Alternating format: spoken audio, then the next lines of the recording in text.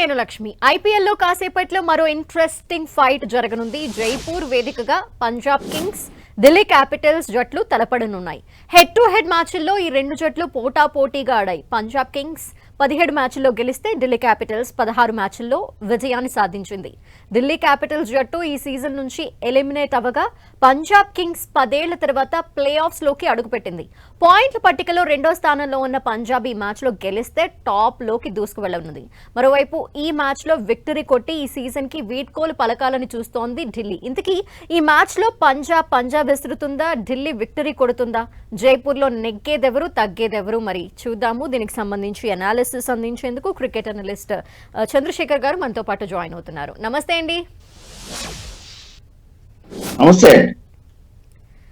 Yeah, ఈ రోజు match కూడా చాలా ఎక్సైటింగ్ గా ఉండబోతోంది. పంజాబ్ ఫస్ట్ పొజిషన్ లోకి వెళ్లే ఛాన్స్ ఉన్న మ్యాచ్ కాబట్టి at the same time win అయ్యే బయటకు వెళ్లాలన్న ఆ పట్టుదలతో కనిపిస్తోంది ఢిల్లీ కూడా. సో ఏమంటారు?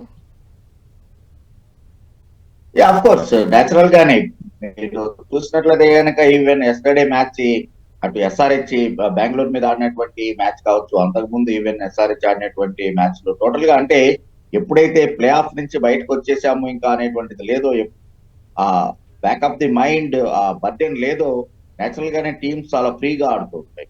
సో ఆ రకమైనటువంటి ఇది ఢిల్లీ క్యాపిటల్స్ కూడా ఈ రోజున సర్ప్రైజ్ చేసేటువంటి అవకాశం ఉంది. బికాస్ చూస్తే కనుక అసలు మొట్టమొదట ఈ సీజన్ లో మొట్టమొదట ప్లే ఆఫ్ కి వెళ్ళేటువంటి టీమ్ గా నిలబడినటువంటిది Delhi Capitals. First 5 matches win అయ్యి వరుసగా 10 పాయింట్స్ తోటి the first team to enter into playoffs అనేటువంటి దాని నుంచి ముంబై ఇండియన్స్ తోటి చేతులారా పరాజయాన్ని కొని తెచ్చుకొని 3 రన్అట్లు unnecessary. This no pressure at all. ఏదో వరల్డ్ కప్ ఫైనల్స్ లో కలిసి అండ్ అలెన్ డొనాల్డ్ అనవసరం అనేది చేసినట్టుగా ఆ రకమైనటువంటి క్లూస్నర్ అండ్ అలెన్ డొనాల్డ్ కాంబినేషన్ నాకు రిపిటేషన్ కనబడింది ఆ మ్యాచ్ చూసినప్పుడు. సో కాబట్టి ఆ రకంగా అక్కడి నుంచి వాళ్ళ డౌన్ ఫాల్ స్టార్ట్ అయింది. సేమ్ వే ముంబైకి అక్కడి నుంచి లక్ అనేటువంటిది కలిసి వచ్చింది. సో కాబట్టి ఇప్పుడు మళ్ళా ఒకసారి వెళ్ళేటప్పుడు విజయంతో ముగించాలి అనేటువంటి హై ఎక్స్పెక్టేషన్స్ లో దిగినటువంటి టీం సహజంగానే ఒక విన్నింగ్ నోట్ తోటి ముగించాలి సీజన్ ని అని ఎక్స్పెక్ట్ చేస్తూ ఉంటుంది. కాబట్టి today we may expect surprise this thing in today's match Punjab and Delhi. But of course Punjab కి ఇది చాలా ఇంపార్టెంట్ అయినటువంటి మ్యాచ్. ఎందుకంటే 1-2 లో ఉన్నటువంటిది మనకి తెలిసిందే. ప్లే ఆఫ్స్ లోకి వెళ్ళటం ఫస్ట్ టార్గెట్ అయితే, ప్లే ఆఫ్ కి వెళ్ళిన తర్వాత 1 and 2 పొజిషన్స్ లో ఉండటానికి ఏ టీమ్ అయినా ట్రై చేస్తూ ఉంటుంది. సో కాబట్టి this is an better opportunity for them to get the number 1 slot. గెలిస్తే కనుక 19 పాయింట్స్ తోటి నెంబర్ 1 లోకి వెళ్తారు. సో అందుకని ఈవెన్ ఆ తర్వాత గుజరాత్ గెలిచినా కూడా వీళ్ళు నెంబర్ 2 లోనే ఉంటారు కాబట్టి. ఎందుకంటే ఆ ఆర్సీబీ కూడా 17 పాయింట్స్ తోటి ఉంది. 17 వాళ్ళు లాస్ట్ మ్యాచ్ ఎల్ఎస్కే తోటి ఆడాలి ఆర్సీబీ. ఒకవేళ అది గెలిచింది అనుకున్నా కూడా ఇప్పటికైతే పంజాబ్ రన్ రేట్ బాగుంది కాబట్టి, బెటర్ రన్ రేట్ తోటి ఉన్నారు కాబట్టి even RCB and Punjab 19 points తోటి ఉండేట్లయితే at least they are sure they second place. So అందుకని పంజాబ్ కూడా ఇవాళ చాలా చక్కగా ఫైట్ చేసి ఒక మొత్తానికి ఒక మంచి match, value for the money అనేటువంటి విధంగా ఉండే అవకాశం ఉంది. ఓకే. అండ్ చంద్రశేఖర్ గారు, మీరు అన్నట్టే ఎస్ఆర్హెచ్ నిన్న చెలరేగా ఆడింది, అలాగే ఎల్ఎస్జీ కూడా మొన్న సూపర్ గా ఆడింది. వాళ్ళిద్దరూ కూడా 2 టీమ్స్ కూడా 200 అబోవ్ స్కోర్ చేయడం అనేది గొప్ప విషయం. అంటే ఆ ఫ్రీగా ఆడే విధానం ఏదైతే ఉందో ఇప్పుడు వాళ్ళకి నథింగ్ టు లూజ్ అన్న పొజిషన్ లో సో స్కోర్ చేయడం కూడా బాగా చేశారు. అండ్ అందరూ కాన్ఫిడెంట్ గా కనిపించారు. ఇప్పటి వరకు ఎవరైతే ఫామ్ లో లేరనుకున్నామో వాళ్ళు కూడా ఆడారు. అండ్ ప్యాట్ కమిన్స్ కూడా నిన్న బాగానే ఆడినట్టు మనకు కనిపించింది. సో అలాంటి కంబ్యాక్ ని ఈరోజు ఢిల్లీలో ఎవరి దగ్గర నుండి ఎక్స్పెక్ట్ చేయొచ్చు అంటారు? అంటే చిన్న ఇది Pat Cummins of course even ఢిల్లీతో జరిగినటువంటి మ్యాచ్ లో కూడా చాలా బాగా బౌలింగ్ చేశాడు. Pat Cummins is but for that 1 match మిగిలిస్తే కనుక ప్యాట్ కమిన్స్ కన్సిస్టెన్సీ అనేటువంటిది ఉంది. అయితే మీరు అన్నట్టు ఇషాన్ కిషన్ మొదటి మ్యాచ్ మెరుపులు, ఆ తర్వాత తేలిపోయినటువంటి దశలో నిన్న మళ్ళా బాగా ఆడటం, అది ఒకటి కలిసి వచ్చేటువంటిది. Of course even Abhishek Varma start ని బిగ్ స్కోర్ గా మలుచుకోలేకపోతున్నాడు, కానీ అట్లీస్ట్ హీఈస్ ఇన్ ఒక రకంగా కన్సిస్టెంట్ ని మెయింటైన్ చేస్తున్నాడనే చెప్పుకోవచ్చు. సో దాన్ని పక్కన పెడితే కనుక ఢిల్లీ విషయంలో ఎవరు అనేట్లయితే ఎస్, ఎందుకని Akshar Patel not doing that good. So అందుకని అక్షర్ పటేల్ ని యాక్చువల్ గా ఎక్స్పెక్టేషన్స్ అనేటువంటి చాలా ఉన్నాయి, కానీ అది లేకపోయింది. ఆ తర్వాత ఇంకా బ్యాటింగ్ ఆర్డర్ లో వాళ్ళు యాక్చువల్ గా even Rahul injured last match అతను ఇంపాక్ట్ సబ్ గా ఆడాడు, అది గుర్తుపెట్టుకోవాలి మనం. బట్ ఇప్పుడు రికవర్ అయ్యాడనేటువంటి వార్తలు వస్తూ ఉన్నా కూడా సహజంగానే player to watch from Delhi Capitals అంటే మాత్రం the only name we can pick that is KL Rahul. ఎలా ఆడతాడు రాహుల్, ఎలా ఆడతాడు అనేటువంటి దాని మీద. ఎందుకంటే రిషబ్ పంత్ నిజంగానే ఆ 27 crores కి బట్ ఫర్ దట్ చెన్నైతో జరిగినటువంటి మ్యాచ్ లో ఆ 63 runs హాఫ్ సెంచరీ మినహాయిస్తే కనుక పంత్ ఈ ఏడాది అసలు ఏమాత్రం ఆకట్టుకోలేదు. ఈవెన్ క్యాప్టెన్సీలో కూడా అతని యొక్క ఇది చాలా పేలవంగానే ఉంది. సో అందుకని ఆ టైంలో డెఫినెట్ గానే రాహుల్ మీదే అందరు ఐస్ అనేటువంటి ఉంటాయి. బట్ లాస్ట్ లో ఎట్లాగో అటు ఇండియన్ టీమ్ ని సెలెక్ట్ చేయడం జరిగింది, వైస్ కెప్టెన్ గా ప్రమోట్ అయ్యాడు. ఎక్స్పెక్టెడ్ బట్ అట్లీస్ట్ అఫీషియల్ గా అనౌన్స్ చేశారు రిషబ్ పంత్ ని వైస్ కెప్టెన్ గా. సో కాబట్టి బహుశా ఆ వచ్చేటువంటి జోష్ ఏమైనా ఈ రోజు మ్యాచ్ లో కనబడుతుందేమో చూడాలి. So Rishabh Pant also the player to watch. Yeah, Akshar ఎందుకు అంటే అతను ఏమైనా ప్రెషర్ ఫీల్ అవుతున్నాడు అంటారా కెప్టెన్సీ వల్ల వచ్చిన బాధ్యతలతో? లేదు, యాక్చువల్గా అక్షర్ మొదట్లో అయితే కనుక అతను కొంచెం ఫింగర్ ఇంజురీ తోటి ఉన్నాడు. అందుకనే మొదట్లో చూస్తే మీకు ఫస్ట్ హాఫ్ అతను బౌలింగ్ కూడా చేయలేదు. ఆ తర్వాత కొంచెం అది హీల్ అయిన తర్వాత బౌలింగ్ చేయడం మొదలు పెట్టాడు. Even he was very dare enough to bowl in the power ప్లేనే కాదు, ఫస్ట్ ఓవర్ నే బౌలింగ్ చేయడం అనేటువంటి చూసాం న్యూ బాల్ తోటి. బట్ ఆ తర్వాత అదే ఇదిలో మళ్ళా మీరు గమనించినట్లయితే కనుక యాక్చువల్ గా లక్నోతో జరిగినటువంటి మ్యాచ్ లోనే ఫాలో త్రూ లో ఫీలింగ్ చేస్తున్నప్పుడు మళ్ళా ఫింగర్ కి దెబ్బ తగలటం, ఆ తర్వాత అతని యొక్క రిథమ్ ని కోల్పోవటం అనేటువంటిది చూసాం. అంతేగాని అక్షర్ ప్రెషర్ ని ఫీల్ అవుతున్నాడు అంటే ఒక రకంగా కంపేర్ చేయాలంటే కనుక రాహుల్ డెఫినెట్ గానే క్యాప్టెన్సీ ప్రెషర్ ని ఫీల్ అవుతూ ఉంటాడు. అతను ఈవెన్ ఇండియన్ టీమ్ కి క్యాప్టెన్సీ చేసినా కూడా ఆ బాడీ లాంగ్వేజ్ కావచ్చు, facial expressions, it is very clear. అందుకనే ఈవెన్ ఇండియన్ సెలెక్టర్లు కూడా రాహుల్ ని కెప్టెన్ మెటీరియల్ గా కన్సిడర్ చేయలేదు ఇవాళ అనౌన్స్ చేసినటువంటి దాంట్లో. సో అలాగే కాకుండా అక్షర్ ని కనుక గమనించినట్లయితే అదేమీ లేకుండా అతను చాలా చక్కగానే అతని టీం ని ముందుకు నడిపించాడు ఫస్ట్ 5 matches. ఆ తర్వాత ఒక్కసారి రిథమ్ కోల్పోయిన తర్వాత కంబ్యాక్ చేయడం అనేటువంటి వాళ్ళకి ఇబ్బంది అయింది. కానీ but I don't think Akshar is feeling that captaincy pressure. ఎందుకంటే డూప్లెసీ లాంటి వాళ్ళు ఉన్నటువంటి టీమ్ లో ఈవెన్ రాహుల్ కెప్టెన్ గా ఆన్ ఫీల్డ్ అంటే ప్రొజెక్ట్ అవడానికి కొంచెం భయపడతాడేమో కానీ but he is very good cricketing material, brain ఉన్నటువంటి వాడు. సో అలాంటి వాళ్ళ సజెషన్స్ తీసుకునేటువంటి సందర్భంలో I don't think Akshar will feel captaincy as a burden. ఇటువైపు పంజాబ్ గురించి చూస్తే మాత్రం శ్రేయస్ అయ్యర్ ఎప్పుడు కూడా కాన్ఫిడెన్స్ తో కనిపిస్తాడు అండ్ టీమ్ ని లీడ్ చేసే విధానం కూడా ఆ మ్యాచ్ ని గెలిపించడంలో తన వంతు పాత్ర అయితే క్లియర్ గా కనిపిస్తుంది. ఏమంటారు? Of course you are right. నిజంగానే Shreyas Iyer is a different player altogether. అందులోనూ 3 different ఫ్రాంచైజెస్ ని ప్లే ఆఫ్స్ తీసుకెళ్ళినటువంటి కెప్టెన్ గా కూడా రికార్డు సృష్టించాడు. ఈవెన్ ఒక్కసారి ఢిల్లీ ఫైనల్స్ కి వెళ్ళింది ఆల్ దీస్ 17 years. అందులో శ్రేయస్ అయ్యర్ పాత్ర ఉంది. ఈవెన్ యాక్చువల్ గా KKR last year second time మళ్ళా ఛాంపియన్ గా నిలబడింది, దాంట్లో శ్రేయస్ అయ్యర్ పాత్ర మర్చిపోలేనటువంటిది. ఈవెన్ ఈ ఏడాది మళ్ళా ప్లే ఆఫ్ కి తీసుకెళ్లాడు. సో కాబట్టి Shreyas Iyer as a batsmen and as a captain definite గానే హీఈస్ ప్రూవింగ్ హిమ్సెల్ఫ్. సో అందుకని అంటే తన యొక్క రిసోర్సెస్ ఏంటి అనేటువంటిది ఒక రకంగా శ్రేయస్ అయ్యర్ కెప్టెన్ కనుక క్యాప్టెన్సీని చూస్తుంటే నాకు definitely I will compare with MS Dhoni. ఎందుకంటే ఒక కెప్టెన్ అన్నటువంటి వాడికి తన యొక్క ప్లేయర్ల యొక్క 11 మంది బలాలు బలహీనతలు రెండు తెలిసి ఉండాలి. అంటే ఏ ఆటగాడిని ఎక్కడ పెట్టాలి అనేటువంటిది స్పష్టంగా తెలిసినటువంటిది even on the fielding placements లో కూడా.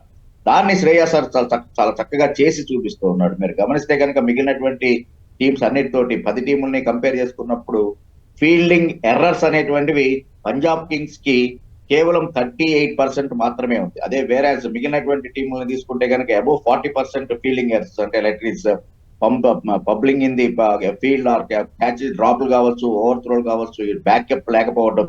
సో వీటన్నిటిని కన్సిడరేషన్ తీసుకుంటే కనుక మిగిలినటువంటి 9 టీములకి అబౌవ్ 40% ఫెయిల్యూర్ ఉంటే ద ఓన్లీ టీమ్ 38% తోటి ఉంది. సో కాబట్టి ఆ యాంగిల్ లో కూడా Shreyas Iyer has really proven himself. నిన్నటి మ్యాచ్ లో అయితే చాలా ఉన్నాయి ఫీల్డింగ్ ఎర్రర్స్, క్యాచెస్ మిస్ చేయడం కావచ్చు, ఇట్లాంటివి చాలా చూసాము. నితీష్ కొంచెం ఇదిలో వీక్ గా కనబడుతుంది. అవును, నిన్న ఆర్సీబీ ఎక్కడ ల్యాక్ అయిందంటారు? ఆర్సీబీ విషయానికి వచ్చేటప్పటికి ఎస్, వాళ్ళకి యాక్చువల్ గా ఫిల్ సాల్ట్ అండ్ కోహ్లీ ఆ రకమైనటువంటి ఫౌండేషన్ వేసిన తర్వాత దాన్ని కంటిన్యూ చేయడంలో అంటే మిడిల్ ఆర్డర్ దొలతనం అనేటువంటిది చాలా స్పష్టంగా కనపడింది. అదే మీకు ఇటు ఎస్ఆర్హెచ్ విషయం ఇన్నింగ్స్ కనుక గమనించినట్లయితే first openers Travis head and ఇది అభిషేక్ శర్మ ఒక మంచి ఫౌండేషన్ వేసిన తర్వాత దాన్ని ఇషాన్ కిషన్ ఒక ఎండ్ లో కొనసాగిస్తూ ఉంటే అతనికి బిట్స్ అండ్ పీసెస్ గా but for that Nitish Kumar Reddy ఒక్కడే ఫెయిల్ అయ్యాడు. ఈవెన్ ఇంక్లూడింగ్ ప్యాట్ కమిన్స్ కూడా సక్సెస్ అయ్యాడు నిన్న బ్యాటింగ్ లో. అద్భుతమైనటువంటి హుక్ షాట్ 6 కొట్టినటువంటి విధానం కావచ్చు, over fine leg and square leg మధ్యలో నుంచి అతను కొట్టినటువంటి 6. సో అందుకని ఆ రకంగా అంటే నెంబర్ 7 నెంబర్ 8 దాకా కూడా బ్యాట్ ని జుల్పించగలిగినటువంటి ఇది అటు ఎస్ఆర్హెచ్ ఇన్నింగ్స్ లో కనబడితే మీకు కనుక గమనించినట్లయితే ఆర్సీబీలో ఆ రకంగా మిడిల్ ఆర్డర్ ని నిలబెట్టి ఒక ఎండ్ లో నిలబడుతూ ఆడేటువంటి ఆటగాడు కర్వ్ అవుట్ అనేటువంటిదే వాళ్ళకి స్పష్టంగా ఉంది. అఫ్ కోర్స్ ఇషాన్ మలింగా ఒకే ఓవర్ లో 2 వికెట్లు తీశాడు, 1 రన్అట్. అండ్ ఈవెన్ యాక్చువల్ గా లాస్ట్ మ్యాచ్ హీరో షెపార్డ్ ని కాటన్ బౌల్ చేశాడు, దట్స్ ట్రూ. బట్ ఆ రెండింటి మినహాయిస్తే కూడా మిగిలినటువంటి వాళ్ళు ఎవరు నిలబడలేకపోవడం అనేటువంటిది అఫ్ కోర్స్ టిమ్ డేవిడ్ క్రామ్స్ రావడం కూడా వాళ్ళని కొంచెం హర్ట్ చేసింది. I do agree with that. But at least మిగిలినటువంటి వాళ్ళల్లో వికెట్ మీద నిలబడాలి అనేటువంటి స్పృహ లేకపోవడం అనేటువంటిది నిన్న ఆర్సీబీ ఫెయిల్యూర్ కి ప్రధాన కారణం. అది క్లియర్ గా కనిపించింది. అండ్ పవర్ ప్లేని యూటిలైజ్ చేసుకోవడంలో ఓపెనర్స్ అనే వాళ్ళు కీ రోల్ ప్లే చేస్తారు. అండ్ ఇక్కడ చూస్తే ఢిల్లీ విషయంలో కోచ్ కూడా చెప్తున్నారు, హేమంగ్ బదాని, వాళ్ళ ఓపెనర్స్ విషయంలోనే కాస్త డౌట్ఫుల్ గా ఉంది, వాళ్ళు కాస్త బాగా ఆడితే నెక్స్ట్ టీం అంతా కూడా బాగా ఆడుతుంది, వాళ్ళ దగ్గరే ఫెయిల్ అవుతున్నాము అని చెప్పడం. ఆ స్టేట్మెంట్ గురించి ఏమంటారు? సహజంగానే ఎప్పుడైతే ప్లే ఆఫ్ లో ఎక్స్పెక్టేషన్స్ ఉండి ప్లే ఆఫ్ నుంచి బయటకు వెళ్ళిపోయారో నేచురల్ గా పోస్ట్ మార్టం అనేటువంటిది ఇంకా మిగిలినటువంటి అంటే టాప్ 4 టీమ్స్ మినహాయిస్తే మిగిలినటువంటి 6 టీమ్స్ పోస్ట్ మార్టం మొదలు పెట్టేశాయి ఆల్రెడీ. సో ఆ యాంగిల్ లోనే పవర్ ప్లే లో సరిగా ఇప్పుడు ఎస్ఆర్హెచ్ కూడా ఫెయిల్యూర్ కారణం ఏంటి అంటే కనుక ఎప్పుడైతే Abhishek Sharma and Travis head ఇద్దరు ఫెయిల్ అవుతూ ఉన్నారు అంటే పవర్ ప్లే లో వీళ్ళిద్దరిలో ఎవరో ఒకళ్ళు కనుక అవుట్ అయ్యేట్లయితే కనుక 98% ఆ మ్యాచెస్ ఎస్ఆర్హెచ్ ఓడిపోయింది. సో అందుకని డెఫినెట్ గానే అదే అటు డీసీ మీద కూడా ఆ ఇంపాక్ట్ అనేటువంటిది కనబడుతుంది. కాబట్టి వేరే what are all the areas and where we have to recover అనేటువంటి దాన్ని డెఫినెట్ గానే పోస్ట్ మార్టం చేసుకుంటా ఏ టీం అయినా కూడా. అందులోనే దానికి డీసీకి దొరికినటువంటి ఆ పోస్ట్ మార్టం దాంట్లోనే ఓపెనర్స్ ఇద్దరు నిలబడి ఆడలేకపోవడం అనేటువంటిది వాళ్ళకి కొంచెం హర్ట్ చేస్తుంది. ఓకే. అండ్ ఇంకా ముంబైకి మ్యాచ్ ఉంది, అలాగే ఆర్సీబీకి కూడా ఒక మ్యాచ్ ఉంది. Punjab has 1 more. So probabilities ఎలా ఉన్నాయి సెకండ్ పొజిషన్ షేర్ చేసుకోవడంలో? కానీ ఇప్పుడు పంజాబ్ కనుక ఈ మ్యాచ్ గెలిచి నెక్స్ట్ మ్యాచ్ కూడా గెలిస్తే ఫస్ట్ పొజిషన్ ఫర్ షూర్ ఉంటుంది. సెకండ్ పొజిషన్ లో మాత్రమే ఉండే ఛాన్సెస్ ఎలా ఉన్నాయి? ఇది కొంచెం అంటే యాక్చువల్ గా అటు గుజరాత్ కి ఒక మ్యాచ్ మిగిలింది, కానీ అది కూడా కీలకమైనటువంటి మ్యాచ్ ముంబై తోటి ఆడాలి. So but even Mumbai no doubt at least with that 16 points they are sure playoff confirm చేసుకున్నారు. కానీ వాళ్ళు గెలిచేట్లయితే వాళ్ళు 18 points అయినా కూడా ప్రస్తుతానికి చూసుకుంటే కనుక ముంబైకి ఒక్కదానికే టాప్ 2 లోకి వెళ్ళేటువంటి అవకాశం లేకుండా కనబడుతున్నటువంటిది మిగిలినటువంటిది. ఎందుకంటే అటు ఆర్సీబీ ఈవెన్ పంజాబ్ 17 points తోటే ఉన్నాయి. ఈ 2 కూడా మిగిలినటువంటి మ్యాచ్ల్లో ఓడిపోతే మాత్రమే అటు ముంబైకి సెకండ్ ప్లేస్ కి వెళ్ళేటువంటి అవకాశం ఉంది. యాజ్ ఆఫ్ నౌ చూస్తే కనుక ముంబై ఎనీవే ఇది 3rd place are 4th place లోనే ఉంటుంది. ఇంకపోతే గుజరాత్ లాస్ట్ మ్యాచ్ అనూహ్యంగా ఓడిపోయింది కానీ but you don't discount the performance. So అందుకని గుజరాత్ అండ్ ఇప్పుడున్నటువంటి సినారియోని గమనిస్తే కూడా పంజాబ్ అండ్ గుజరాత్ డెఫినెట్ గానే ఫస్ట్ అండ్ సెకండ్ పొజిషన్స్ లో ఉండేటువంటిది. ఎందుకంటే అటు ఆర్సీబీ విషయానికి వచ్చేటప్పటికి ఏంటంటే చెన్నై మీద లక్నో ఎలా ఆడిందో మనం చూసాం. ఎందుకంటే ఎప్పుడైతే మీకు ఆ బ్యాగేజ్ అనేటువంటిది లేదో, బ్యాక్ ఆన్ యువర్ బ్యాక్ ఆ బటన్ అనేటువంటిది లేదో, they are playing really well. Particularly అటు మార్ష్ చూడొచ్చు మీరు, మార్క్రమ్ ఏ రకంగా ఆడారు. ఇంకా ఈవెన్ హరీష్ ధోని, పంత్ లాంటి వాళ్ళు ఫైర్ అవ్వలేదు. సో అయినా కూడా వాళ్ళు ఏ రకంగా ఆడారు అనేటువంటిది మనం చూసాం. సో అందుకని డెఫినెట్ గా even 4 run is there. So అందుకని డెఫినెట్ గానే ఆర్సీబీకి ఎల్ఎస్ కి ఒక జలక్ ఇస్తుందేమో, షాక్ ఇస్తుందేమో అనేటువంటి. ఎందుకంటే గోయంకా ట్వీట్ ని మీరు ఇక్కడ గమనించాలి. మేము ఓడిపోయాము, ప్లే ఆఫ్ నుంచి బయటకు వచ్చేసాము, I do agree with that. But వెళ్తూ మాత్రం మేము డెఫినెట్ గానే షాక్ ఇస్తాము మిగిలినటువంటి టీములకి, సర్ప్రైజులు చేసి మాత్రమే లక్నో బయటకు వెళ్తుంది ఈ సీజన్ నుంచి అనేటువంటిది ఓనర్ గోయంకా చేసినటువంటి ట్వీట్ ని ఇక్కడ మీరు గుర్తుపెట్టుకోవాలి. దానికి రిజల్ట్ గానే సిఎస్ తో జరిగినటువంటి మ్యాచ్. సో ఆర్సీబీ కూడా ఐ థింక్ లాస్ట్ మ్యాచ్ చాలా టెస్టింగ్ గానే ఉండేటువంటి అవకాశం ఉంది. కాబట్టి సేమ్ ఇప్పుడున్నటువంటి సినారియోలోనే కంటిన్యూ అవుతుంది. అటు మేబీ ముంబై థర్డ్ ప్లేస్ కి అండ్ ఆర్సీబీ ఫోర్త్ ప్లేస్ కి వస్తుందేమో కానీ టాప్ 2 లో మాత్రం గుజరాత్ అండ్ పంజాబ్ ఉండేటువంటి అవకాశాలు చాలా చాలా ఎక్కువగా ఉన్నాయి ఓకే. ఇప్పుడున్నటువంటి ఫామ్ ని దాన్ని దృష్టిలో పెట్టుకుంటే. ఓకే. అండ్ చంద్రశేఖర్ గారు, ముందు నుండి కూడా పంజాబ్ స్ట్రాంగ్ టీమ్ అని మనందరం చెప్పుకుంటూనే ఉన్నాము. ఇప్పటివరకు ఆడిన వాటిలో 8 గెలవగా 3 మాత్రమే ఓడిపోయింది. ఒక మ్యాచ్ ఆడే ఛాన్స్ రాలేదు. At the same time 4 matches ఇప్పుడు జరిగిన ఈ లాస్ట్ 4 మ్యాచెస్ విషయంలో కూడా చూస్తే ఆల్మోస్ట్ 190 ఎబో స్కోర్ చేసింది. ఇది బేస్ చేసుకొని ఏంటి ప్లసెస్ పంజాబ్కున్నవి? Captaincy is the main. ఇది ఒకప్పుడు సిఎస్కే అనేటప్పటికీ ధోని విషయాన్ని ఎలా చెప్పుకుంటూ ఉంటామో మనం, క్యాప్టెన్సీ అనేటువంటిది even for that matter Rohit Sharma అటు ముంబై ఇండియన్స్ కి ఆడుతున్నటువంటి కెప్టెన్ గా ఉన్నటువంటి సందర్భంలో వాళ్ళ స్ట్రెంతే అది.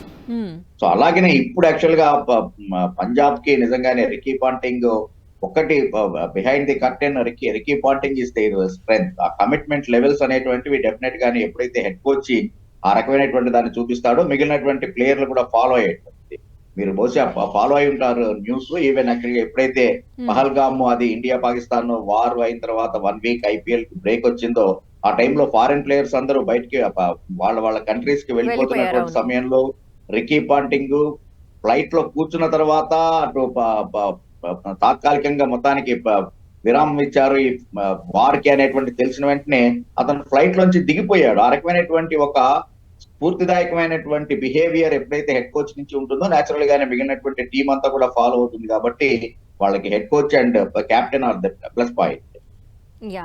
అండ్ చంద్రశేఖర్ గారు, నిన్నటి మ్యాచ్ గురించి చూస్తే పిచ్ పరంగా అలాగే స్టేడియం పరంగా Atal Bihari Vajpayee stadium is a big one. అందుకని ఎక్కువ స్కోర్ చేయలేరు, 6కి ఛాన్సెస్ తక్కువ ఉంటాయి అనుకున్నాము.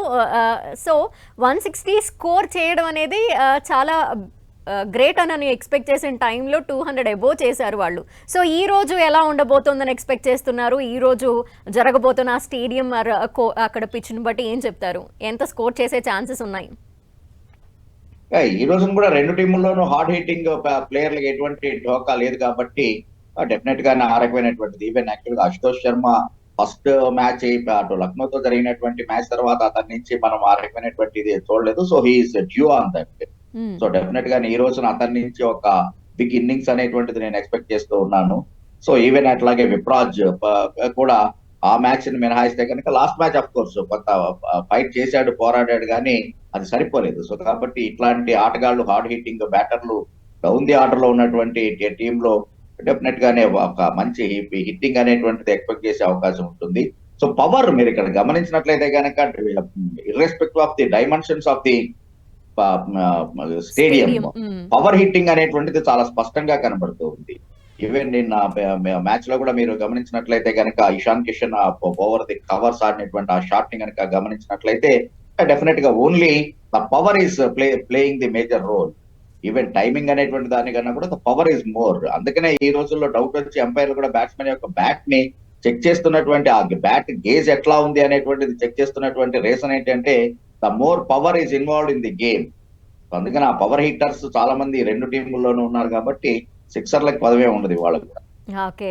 అండ్ మనం చూస్తే ఇటు బౌలర్స్ విషయంలో కూడా కుల్దీప్ మీద కూడా ఎక్స్పెక్టేషన్స్ ఉన్న నేపథ్యంలో లాస్ట్ 5 మ్యాచెస్లో ఓన్లీ ఒకటే వికెట్ తీయగలిగాడు. అండ్ వాట్ అబౌట్ బౌలర్స్ ఏమంటారు?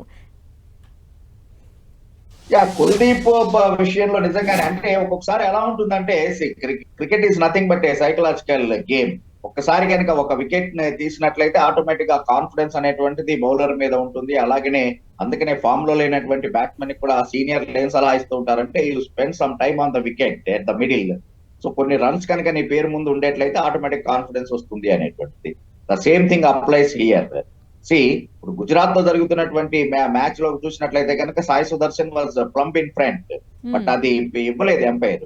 తర్వాత వీళ్ళు చాలా కాన్ఫిడెంట్ వెళ్ళారు, బట్ ఎంపైర్స్ కాల్ అనేటువంటి ఉద్దేశంతో even the ball is hitting the stumps leg stump అయినా కూడా ఎంపైర్స్ కాల్ కింద బతికిపోయాడు సాయి సుదర్శన్. సో అక్కడ డెఫినెట్ గానే ఆ నర్వస్నెస్ అనేటువంటిది కుల్దీప్ యాదవ్ ఫేస్ లో చాలా చక్కగా స్పష్టంగా కనపడింది ఆ ఫేషియల్ ఎక్స్ప్రెషన్స్ ని. Because I'm an umpire, definitely I can read out all the bowlers facial expressions. నాకు అది అలవాటు అయిపోయింది. సో అట్లాగా అది కనుక వచ్చి ఉన్నట్లయితే డెఫినెట్ గానే కుల్దీప్ యాదవ్ ఇంకొక డిఫరెంట్ బౌలర్ గా ఉండేవాడు. అక్కడి నుంచి అతని యొక్క ఆ లయ అనేటువంటిది తప్పింది. ఇప్పుడు శ్రీనాథ్ జవగల్ శ్రీనాథ్ ఆడుతున్నటువంటి టైంలో there was a saying, Srinath కనుక ఫస్ట్ స్పెల్ డెఫినెట్ గా వికెట్ తీసుకున్నట్లయితే కనుక he was the most unplayable bowler గా ఉండేటువంటి బట్ అలా కాకుండా ఫస్ట్ స్పెల్ కనుక ఒకవేళ అతను రన్స్ ఇచ్చేట్లయితే ఆ తర్వాత టోటల్ గానే ఆ డే మొత్తం కూడా if it is test match ఆ డే మొత్తం కూడా very very very ordinary bowler గా కనపడేది. సో కాబట్టి ఈ రకమైనటువంటి సైకలాజికల్ కాన్ఫిడెన్స్ లేకపోతే సైకలాజికల్ ప్రెషర్ లేకపోతే ఆ సైకలాజికల్ డిస్టర్బెన్స్ అనేటువంటిది కొంతమంది ప్లేయర్లు ఫీల్ అవుతూ ఉంటారు. దాంట్లో Kuldeep Yadav is one. So అదే జరుగుతుంది ఇప్పుడు కుల్దీప్ తోటి. But today definitely you will see a different Kuldeep Yadav because England series కి అతను సెలెక్ట్ అయ్యాడు కాబట్టి that confidence again will boost up him. అవును అవును. అండ్ చంద్రశేఖర్ గారు 10 years నుండి ప్లే ఆఫ్స్ కూడా చేరని ఒక టీం ఇప్పుడు ఫస్ట్ పొజిషన్లోకి వచ్చే ఛాన్సెస్ని కైవసం చేసుకుంటోంది. అలాంటి టీమ్గా మారటం వెనక అంటే ప్లేయర్స్ అందరూ స్ట్రాంగ్గా ఉండడం, ఫామ్లో ఉండడం, అలా ఏమంటారు స్ట్రెంగ్త్ ఏంటి ఇప్పుడు అలా ఫస్ట్ పొజిషన్కి రావటం వెనక? అండ్ 10 yearsలో ఎప్పుడు ప్లే ఆఫ్స్కి కూడా వెళ్ళకపోవటానికి కూడా ఏదైనా అనాలిసిస్ ఉందా? ఒకటి ప్లే ఆఫ్ కి కూడా వెళ్ళకపోవడానికి అనాలిసిస్ అంటే మాత్రం ఒకటి ఏంటంటే వాళ్ళ టీమ్ సెలక్షన్ అంటే ఎందుకో last year before last year దాకా కూడా మీరు గమనిస్తే కనుక కేవలం ఒక ప్లేయర్ బ్రాండింగ్ దృష్టిలో పెట్టుకొని ఆక్షన్ లో పాల్గొన్నట్టుగానే కనబడింది. కానీ ఫర్ ఎగ్జాంపుల్ అటు మ్యాక్స్వెల్ లాంటి మ్యాక్స్వెల్ ని హైయెస్ట్ బిడ్ కి తీసుకోవటం లాంటిది కావచ్చు, even for that matter Yuvraj Singh ని హైయెస్ట్ బిడ్ కి తీసుకోవటం కావచ్చు. దానికి గానీ అప్పుడు యాక్చువల్గా ఆ టైంలో అయితే కనుక చాలా కాంట్రవర్షియల్, చాలా కామెంట్స్ కూడా వచ్చినాయి. కాకపోతే దానికి వీరేంద్ర సెహ్వాగ్ ఇచ్చినటువంటి ఇదేంటంటే మేము యువరాజ్ సింగ్ మీద ఇన్ని కోట్లు ఎందుకు ఖర్చు పెడుతున్నాం అంటే అతని ద్వారా ఒక్క మ్యాచ్ మేము గెలిచినా చాలు, that will justify to his amount అనేటువంటి దాన్ని ఒక బోల్డ్ స్టేట్మెంట్ ఇచ్చారు. But that is not justified. 14 మ్యాచ్లు ఉండేటువంటిది లీగ్ ఫేస్ లో ఏదో ఒక మ్యాచ్ 2 మ్యాచ్లకి నేను ప్లేయర్ ని తీసుకుంటాను అంటే కుదిరేటువంటి పని కాదు. ఈవెన్ జహీర్ ఖాన్ తిలక్ వర్మని ముంబై ఇండియన్స్ కి ఫస్ట్ ఎడిషన్ లో కొన్నప్పుడు చెప్పినటువంటిది number 4 slot is vacant for us for we are looking for number 4. So అందుకని తిలక్ వర్మని తీసుకున్నాము అనేటువంటిది he made it very clear. అంతేగాని ఏదో ఒక మ్యాచ్ లో అతను ఆడేస్తే చాలు, మాకు 2 మ్యాచ్లు ఆడితే చాలు అనేటువంటిది కాదు. సో ఆ రకమైనటువంటి ప్లేయర్ ఆప్షన్ విషయంలో క్లారిటీ లేకుండా పంజాబ్ లాస్ట్ ఇయర్ దాకా మనకి కనబడింది. బట్ ఈ ఏడాది మాత్రం ఆ తప్పుల నుంచి బయటపడి ఒక పర్ఫెక్ట్ ఏదో కేవలం బ్రాండింగ్ అనేటువంటిది కాదు, అతని యొక్క రీసెంట్ ఫామ్ ఏంటి అనేటువంటి దాన్ని దృష్టిలో పెట్టుకుంటూ వాళ్ళు ఆక్షన్ లో పాల్గొన్నారు కాబట్టి ప్లస్ రికీ పాంటింగ్ ని తీసుకుని రావడం అనేటువంటిది it is a master stroke. So వీటన్నిటిని కలిసి వచ్చిన తర్వాత మాత్రమే అటు పంజాబ్ ఈ రకమైనటువంటి ప్రదర్శన చేస్తోంది. రైట్. సో మరి పంజాబ్ ఈ రోజు గెలిచి ఫస్ట్ పొజిషన్లోకి వెళ్తుందా, లేదంటే ఢిల్లీ వాళ్ళు గెలిచి బయటకు వెళ్ళామని ఆ పేరుతో నిష్క్రమిస్తారా? చూద్దాం sir. Thank you so much for the analysis అండి. Thank you. సో ఇది ఇవాల్టి IPL స్పోర్ట్స్ డిస్కషన్. చూస్తూనే ఉండండి 10 TV.